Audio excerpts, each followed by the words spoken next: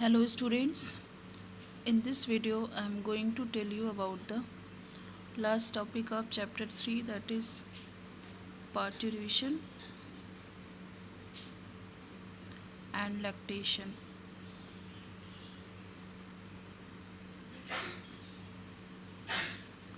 So first thing we should know what is the meaning of parturition.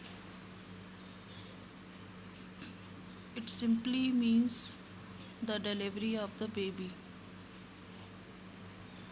So it is a Latin word and it itself means childbirth. So it is a process of giving birth to a baby. Process of giving birth to a baby. So there are so many physical activities involved in this process, like first is uterine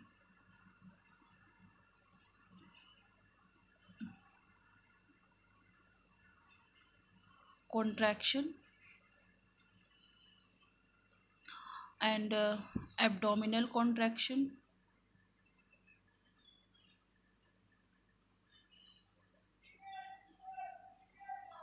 dilation of cervix,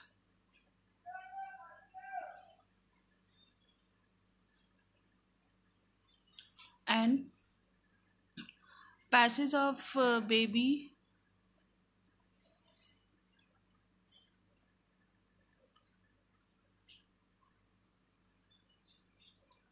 So these are collectively called as labor,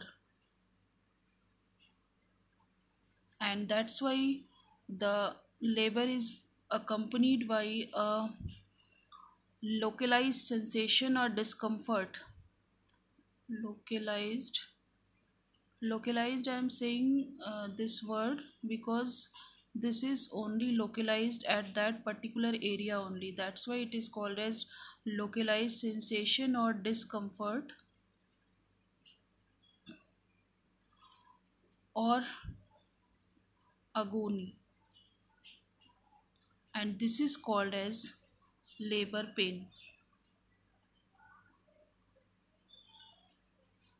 So these all makes labor, that is uterine contraction, abdominal contraction, dilation of cervix, and the passage of a baby.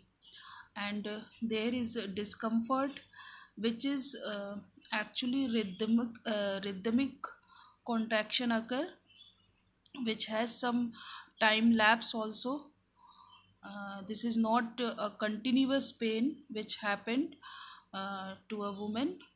So this localized sensation or discomfort or agony is called as labor pain. So actually parturition is controlled by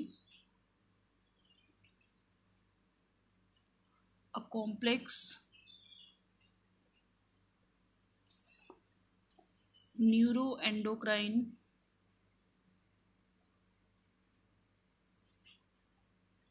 mechanism. So this neuro endocrine mechanism, what it does, it is, there is a signal which originate from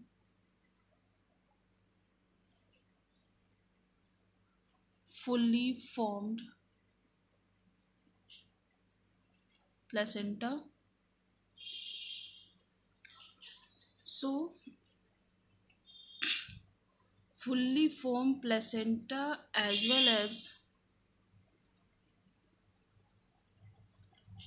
from fetus. I think mistaken something. Signal actually originated from fully formed fetus and placenta. So this fully formed fetus and placenta sends signal, and this creates uterine contraction,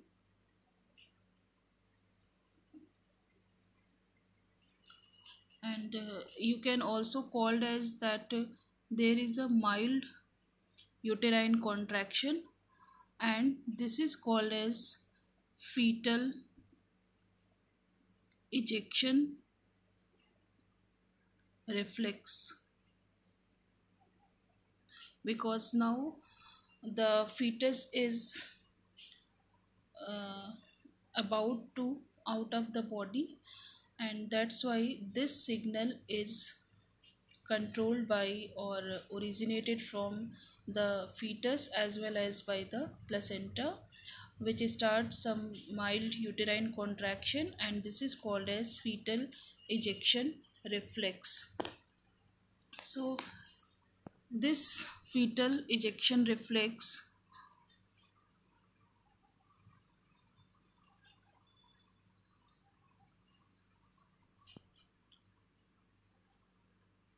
it is accompanied by rise in estrogen and to progesterone ratio. As you know that during pregnancy progesterone ratio is more in comparison to estrogen, because it is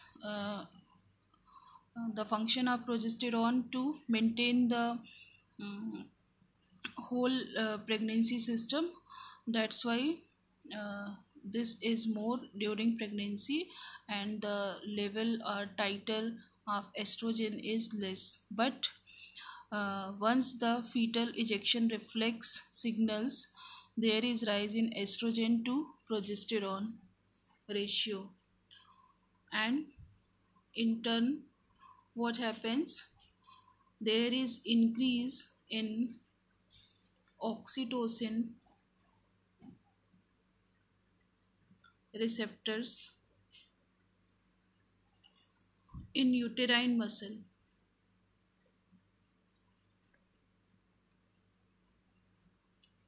So increase in level of oxytocin secretion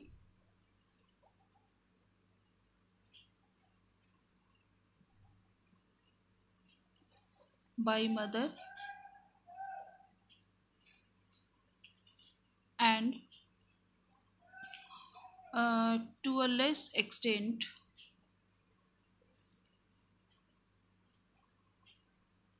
by fetus.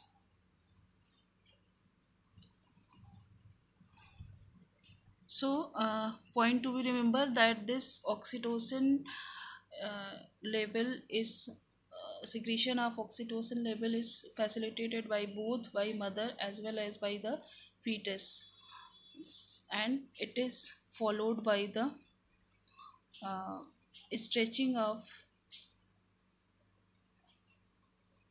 uterine musculature. So muscles of the uterine get stretched. Then there is a stage known as dilation. Dilation stage. What happens in this? Actually, uterine contraction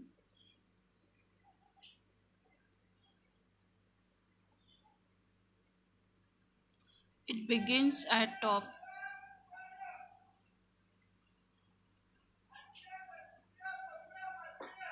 begins from the top, and it occurs once every 30 minutes.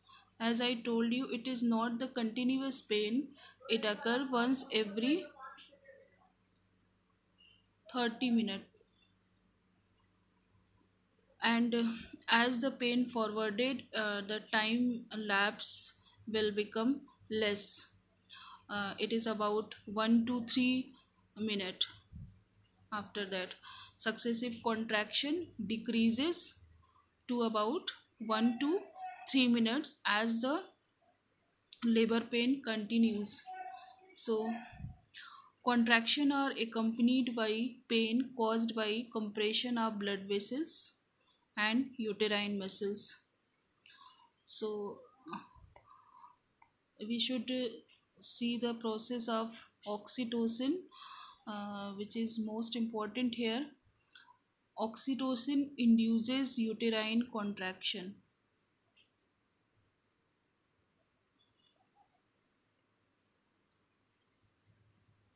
Uterine contraction, and which in turn cause increased oxytocin secretion. As the uterine contraction increases, it also causes increased oxytocin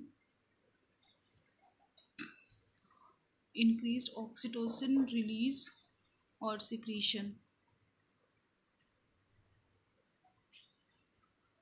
So what will happen again? This stimulate a stronger uterine contraction,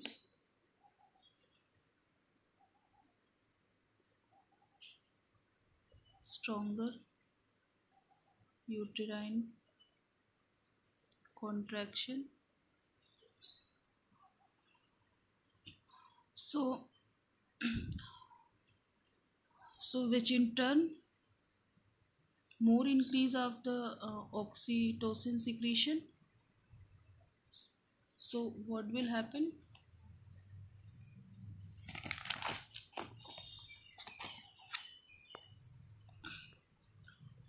More uterine contraction, more oxytocin secretion.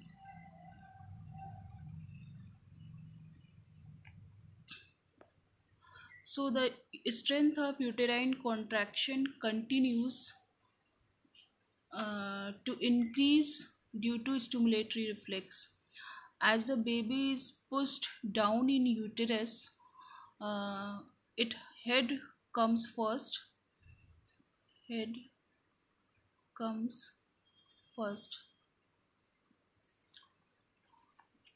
and cervix get dilated,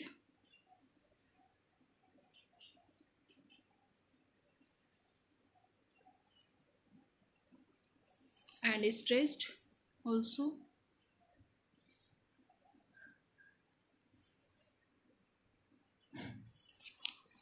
And the similar dilation occur in vagina. As I told you that cervix and vagina both makes the birth canal. So once the cervix get dilated due to uterine contraction, due to more secretion of oxytocin, similar thing happen with cervix also, vagina also, and similar dilation occurs in vagina. So the first stage of labor continues for about 12 hours, and it also stimulates the rupturing of amniotic membrane,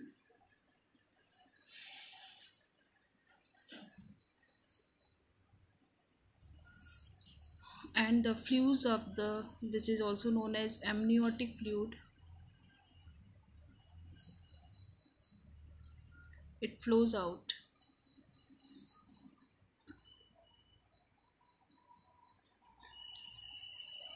So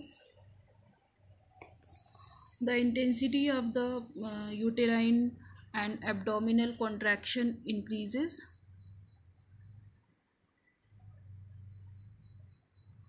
Uterine contraction and abdominal contraction,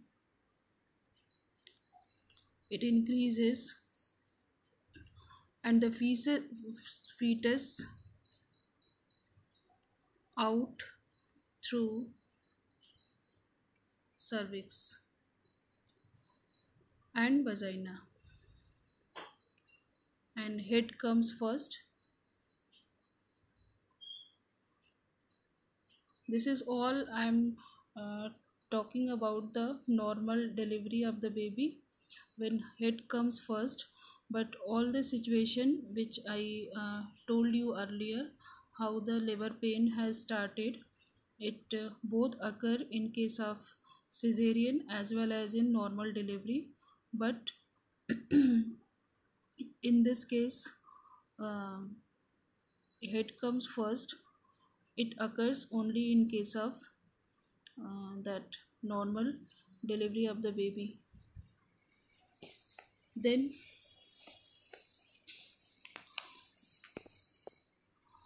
expulsion stage also takes 20 to 60 minutes, and umbilical cord is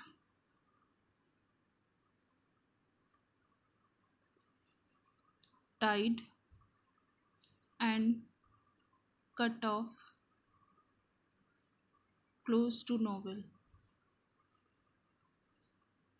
close to navel. So this is all about the parturition. Let's come to the next topic, that is lactation. The fluid which is secreted by the mammary gland soon after childbirth and before it is called colostrum, and it is quite small in volume. It has protein, lactose, and antibodies, particularly IgA, but fat content is low. So, antibodies are essential for providing resistance to the newborn babies, and milk production is controlled by hormone called as PRL or prolactin.